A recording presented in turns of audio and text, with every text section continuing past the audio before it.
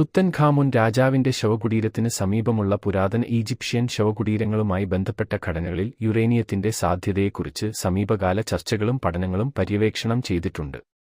ടുട്ടൻഖാമന്റെ ശവകുടീരത്തിന്റെ ഖനനത്തിൽ ഏർപ്പെട്ടിരുന്ന നിരവധി ആളുകളുടെ മരണത്തിലേക്ക് നയിച്ച ഫറവോമാരുടെ ശാപം എന്ന് വിളിക്കപ്പെടുന്നതും യുറേനിയം നിക്ഷേപത്തിൽ നിന്നുള്ള വികിരണവുമായി ബന്ധപ്പെട്ടിരിക്കാമെന്നും ഊഹാപോഹങ്ങളുണ്ട്.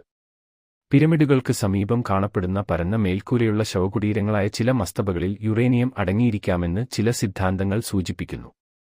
ഈ ഘടനകൾക്ക് റേഡിയോ ആക്റ്റീവ് വസ്തുക്കൾ സംഭരിക്കുന്നതിനുള്ള ബങ്കറുകളായി പ്രവർത്തിക്കാമായിരുന്നു, അതുവഴി യുറേനിയത്തിന്റെ ദ്രവീകരണ ഉൽപ്പന്നമായ റഡോൺ വാതകം പുറന്തള്ളുന്നു. ഈ വികിരണം ശവകുടീരങ്ങളിലും പരിസരങ്ങളിലും അപകടകരമായ അന്തരീക്ഷത്തിന് കാരണമായേക്കാം. ശവകുടീരങ്ങളിലും സമീപത്തുള്ള ഘടനകളിലും യുറേനിയത്തിന്റെ സാന്നിധ്യം ചില പുരാതന ഈജിപ്ഷ്യൻ സൈറ്റുകളിൽ കണ്ടെത്തിയ റേഡിയേഷന്റെ ഉയർന്ന അളവിനെ വിശദീകരിക്കും. ഉദാഹരണത്തിന്, മറ്റ് ഫറവോന്മാരുടെ ശവകുടീരങ്ങളിൽ നിന്ന് കണ്ടെത്തിയ കല്ലുപെട്ടികൾ തീവ്രമായ റേഡിയോ ആക്റ്റിവിറ്റി കാണിക്കുന്നു, ഇത് ഒരു കാലത്ത് റേഡിയോ ആക്റ്റീവ് പദാർത്ഥങ്ങൾ കൈവശം വച്ചിരുന്നതായി സൂചിപ്പിക്കുന്നു.